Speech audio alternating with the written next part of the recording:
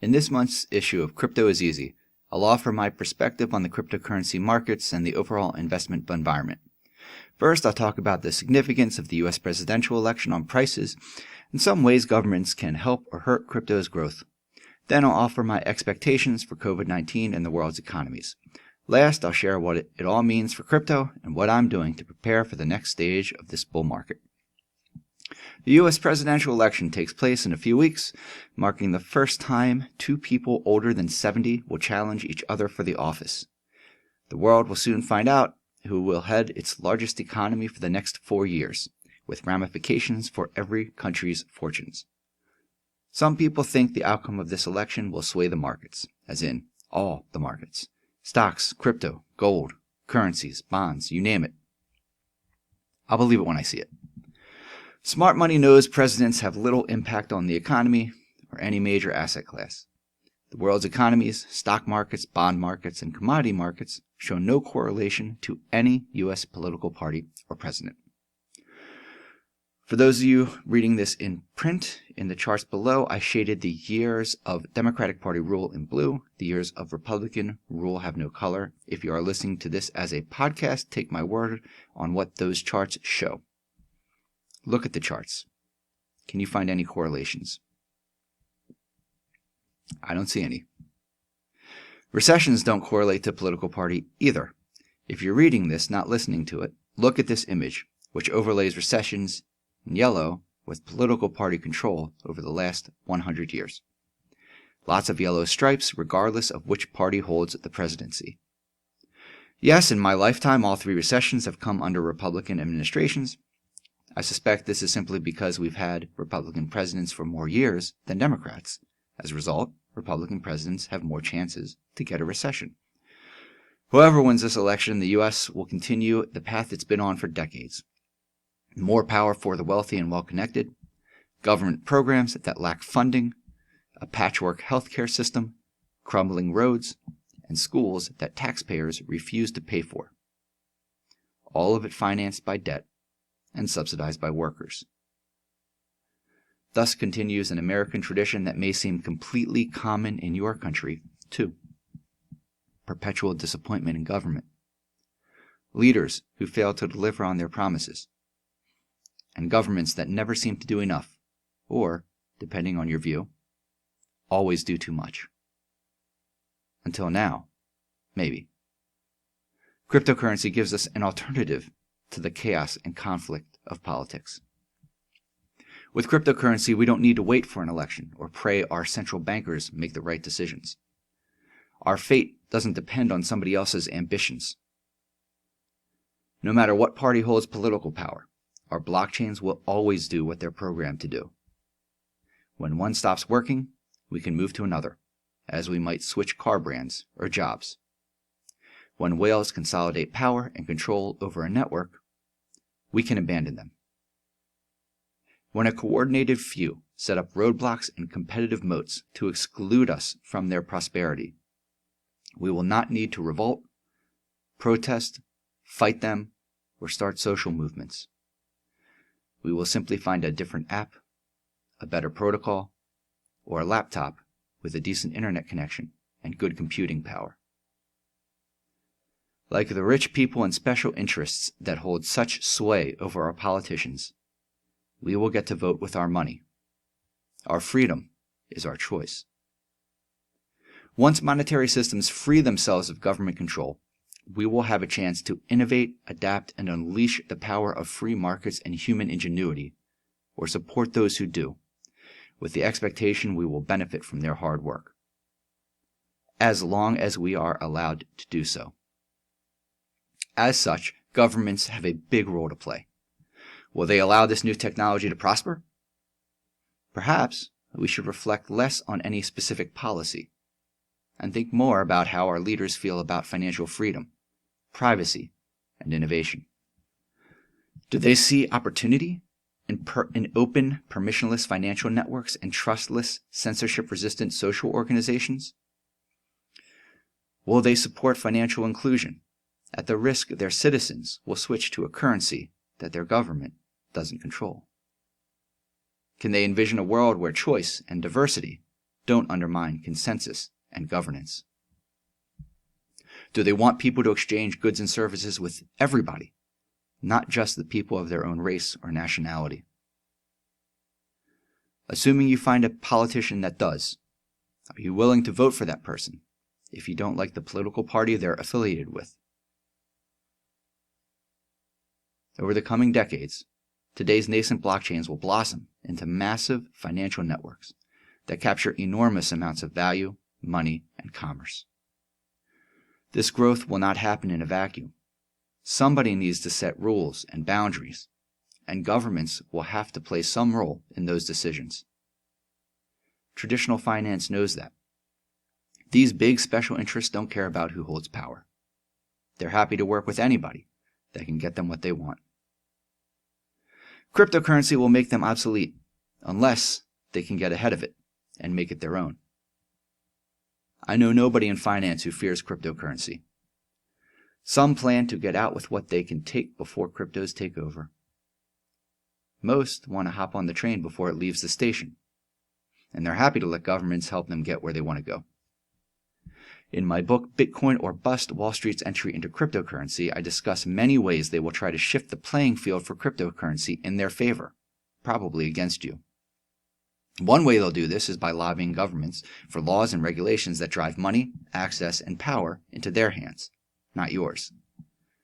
As blockchain technology grows, it will force all of us to make trade-offs between freedom, choice, security, and public welfare.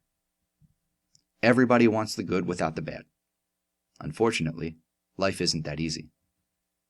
For example, in most countries, financial institutions have to screen or report suspicious transactions. DeFi protocols can't do this. They're just computer codes. Yet, governments still need to investigate and prosecute criminals. Will they target developers? After all, devs build the platforms and the protocols. They have the keys. They have the control over the front ends. What happens if governments hold developers liable for problems with their code, or if somebody uses that code for evil purposes? Will this raise barriers to entry and create new risks for anybody trying to innovate, possibly making the costs and risks so high only a deep-pocketed or well-financed entity can do it? What good is an open permissionless system if only an elite few have the resources to participate in them? Sometimes businesses sponsor this work. Why should they have to follow anti-money laundering laws and antiquated regulations like 50-year-old banking laws and 80-year-old financial regulations? At no point do they touch their users' money or custody any investment product. How does the public benefit from censorship-resistant private financial networks, if anybody can cut us off from accessing them? If you own a DeFi governance token, operate a node, or stake or delegate to validators, can governments hold you responsible if the platform breaks the law? You didn't have anything to do with that. You simply joined the network. And yet, you own a part of that network and a voice in its decisions.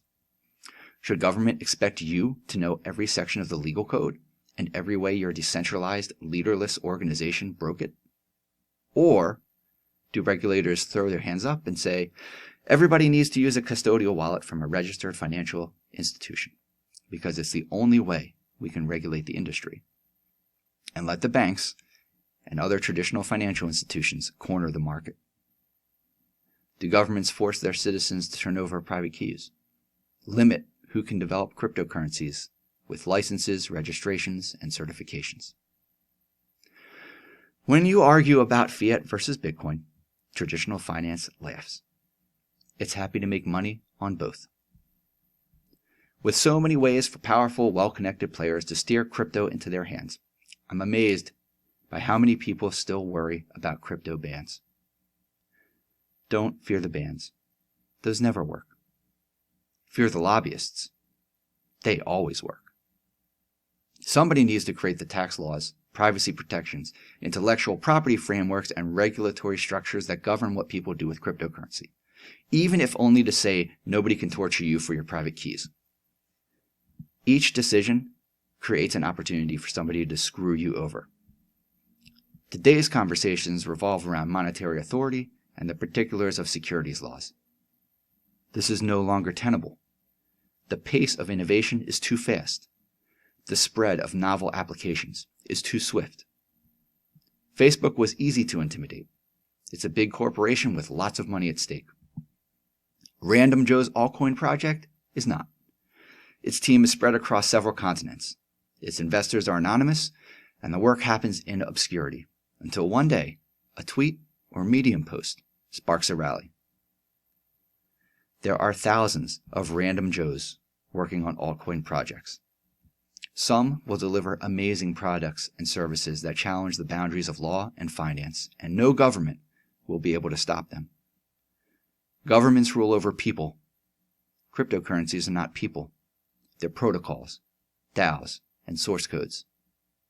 Only then does shit get real. For those who say the industry will police itself or competition will lead to better governance, I suggest taking a little deeper interest in history and psychology. Cryptocurrencies are usually scarce assets, and blockchains compete in a zero-sum game. What do people do with scarce assets and zero-sum games? Fight, compete, and screw each other over. For every Jack Dorsey, there's a Roger Ver. For every Caitlin Long, there's a John McAfee. If government is inevitable, let's have good government. Let's advocate for freedom, not profits.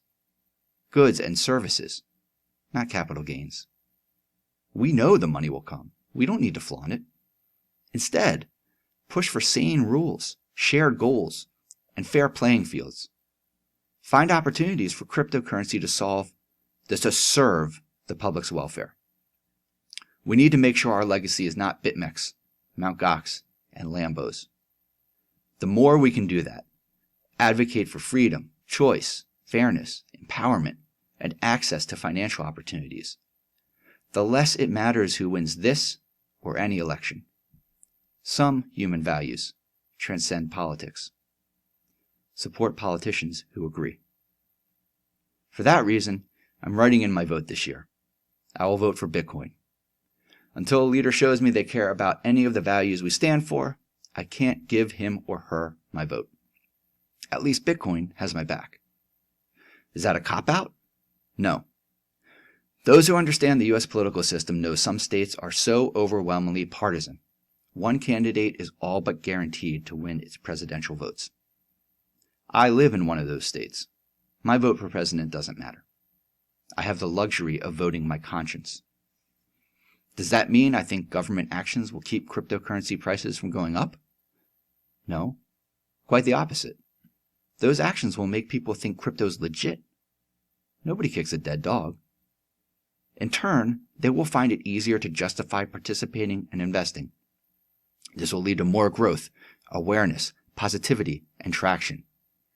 It will build a strong social foundation for the growth that comes after this next market cycle peak, once the gains are made and lost. I only hope those gains go to people who truly need it, and those losses affect only those who can afford it. At some point, politics may matter for crypto's fate. Today, we need only worry about the values our leaders bring to government service. If we do that, everything else will take care of itself. We know Bitcoin's price will go up, bringing the entire cryptocurrency market up along with it. Our investments will almost certainly grow. How do I know this? As I've shown premium subscribers, the data is overwhelmingly convincing. Meanwhile, economies continue to struggle, and COVID-19 seems to never end. Perhaps all is not as bad as it seems. Despite a steady stream of news reports lamenting second waves and new lockdowns, some of the world's economies have seen recent growth. For example, this past quarter, U.S. GDP grew possibly as high as 14% on an annualized basis. Unemployment dropped, as did personal savings, showing people and businesses have started to gain confidence in their financial situations. China logged an 11% annualized growth rate. In many countries, the pace of decline has slowed or reversed totally. People are getting jobs again. Markets are finding new efficiencies and opportunities to grow. All signs point to recovery. Yet it seems absurd to expect our economies will continue to go up. Over 30% of U.S. households are behind on rent.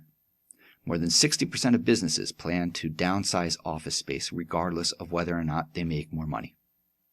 Huge segments of the economy remain closed.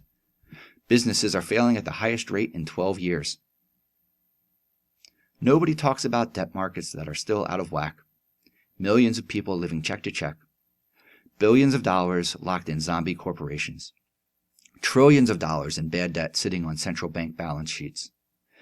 The looming end to government-imposed deferrals of rents and mortgages, a near collapse of commercial real estate markets, and the total destruction of safe, income-generating investments.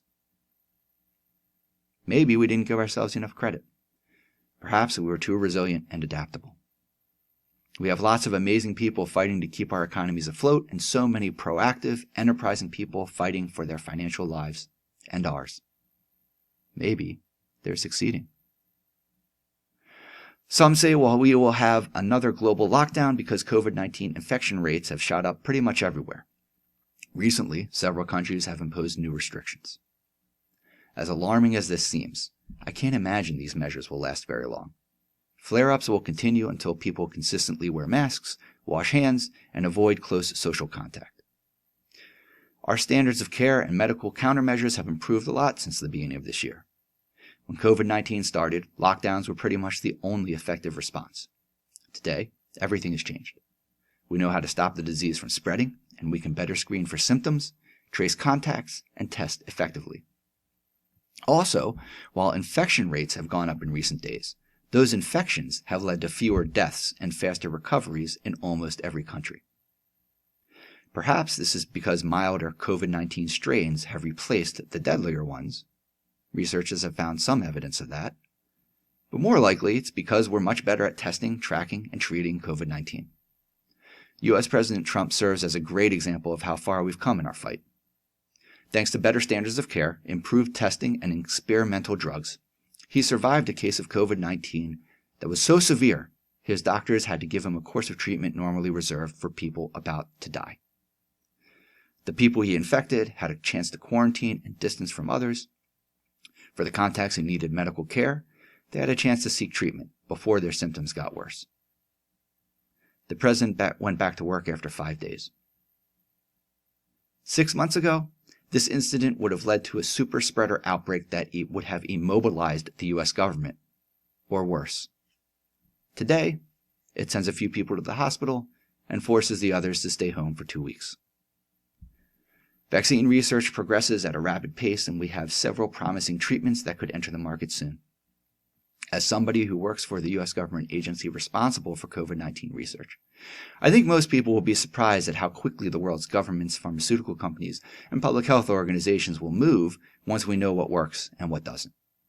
I'll bet we'll have that information by the end of this year. How long will it take to get the right treatments into the hands of enough people to end this pandemic? Months, probably. To some, this sounds like an eternity. To others, it seems too soon. Either way, we will soon move the global bastard from urgent pandemic to one of many diseases that sometimes kills people. And then, life will go back to normal. Things can change in an instant, but in the big picture, the overall trend looks positive on all fronts. What does this mean for cryptocurrency? Does it really follow the stock market?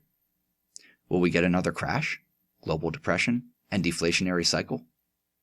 More brrr from the central banks? Stimulus checks deposited into Bitcoin ATMs and Coinbase accounts? I'm still not convinced crypto markets have any correlation to the real economy or any government stimulus.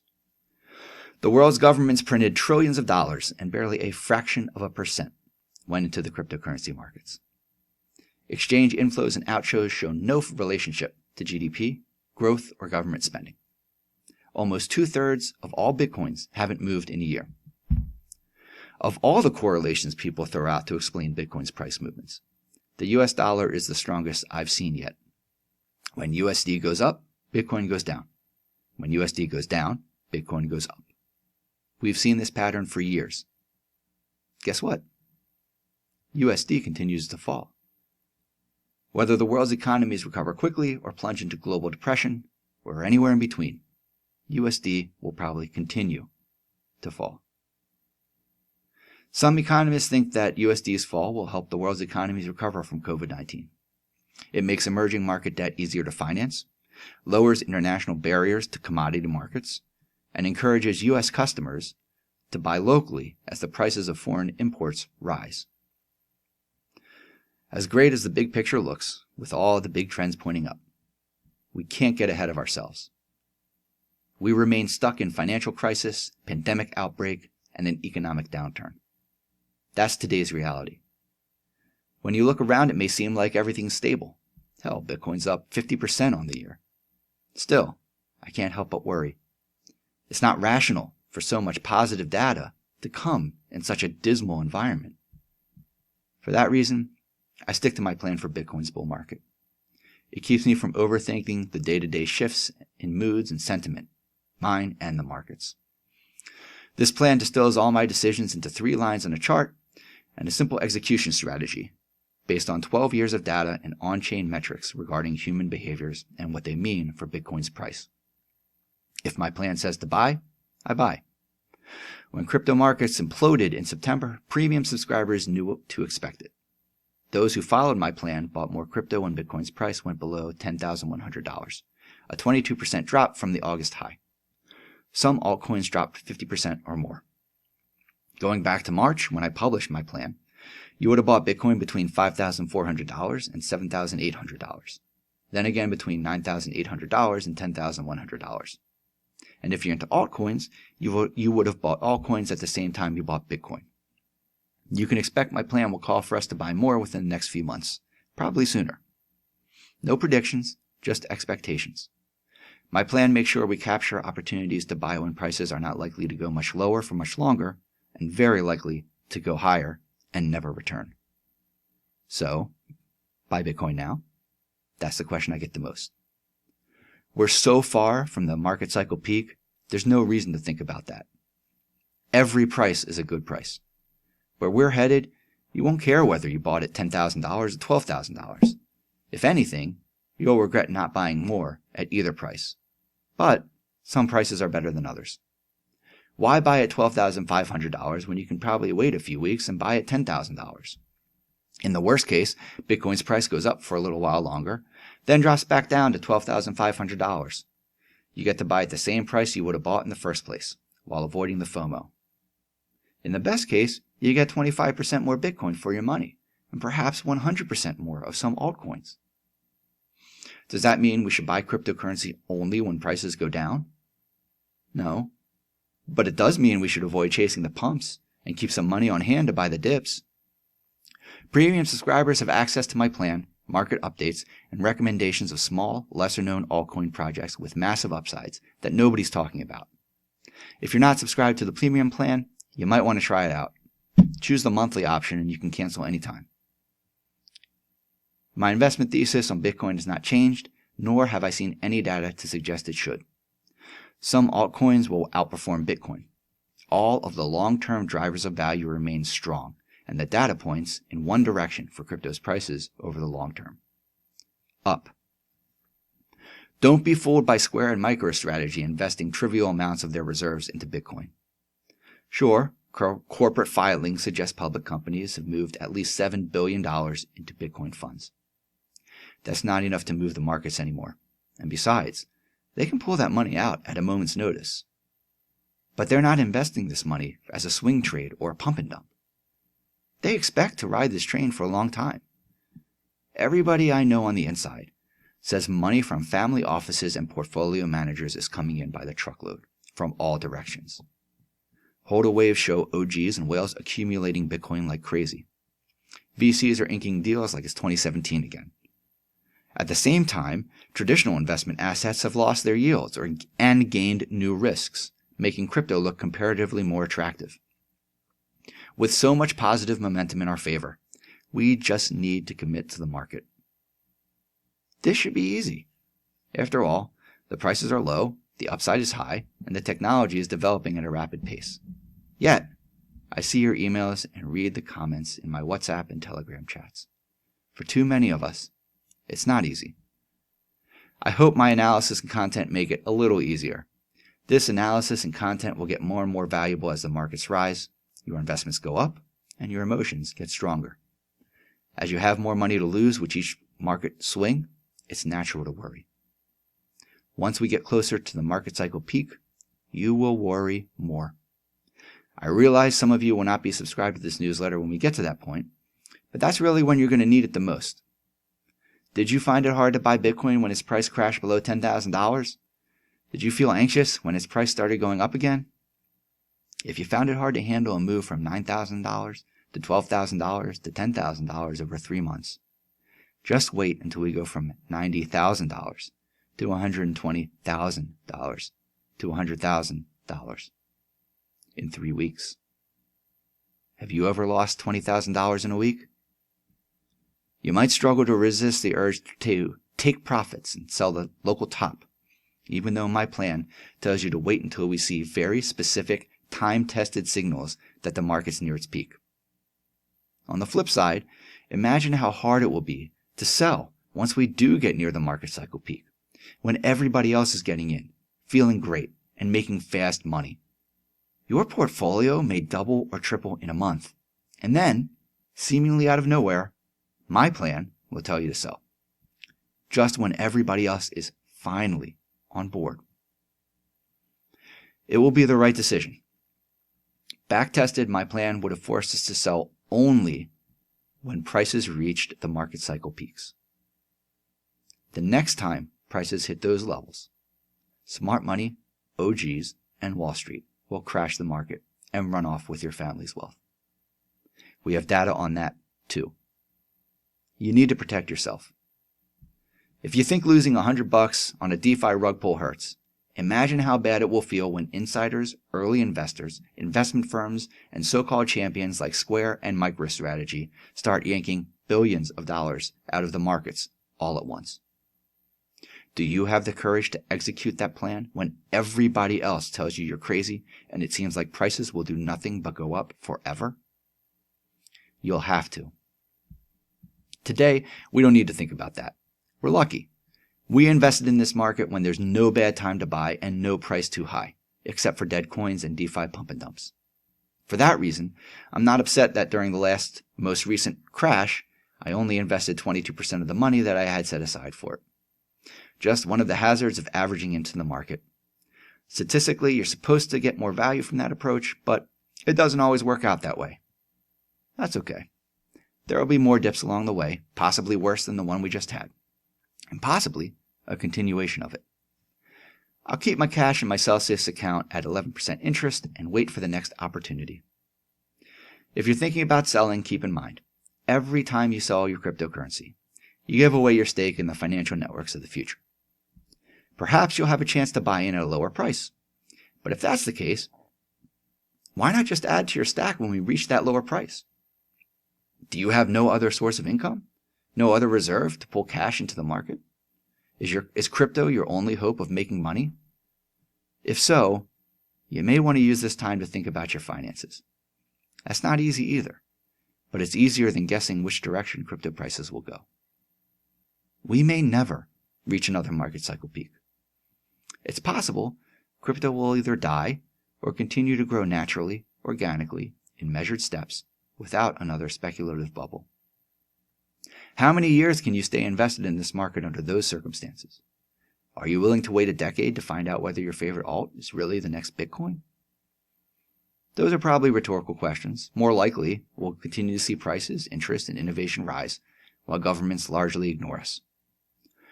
Pro-crypto special interests will continue bending the right ears and throwing money at the right politicians. Economies will recover, slowly, with a lot of pain and hardship for too many people. COVID-19 will join the long list of tragedies that humans have overcome. And these young financial networks will grow to such scale and value, you will look back on this moment and wonder what you were ever worried about. Relax and enjoy the ride.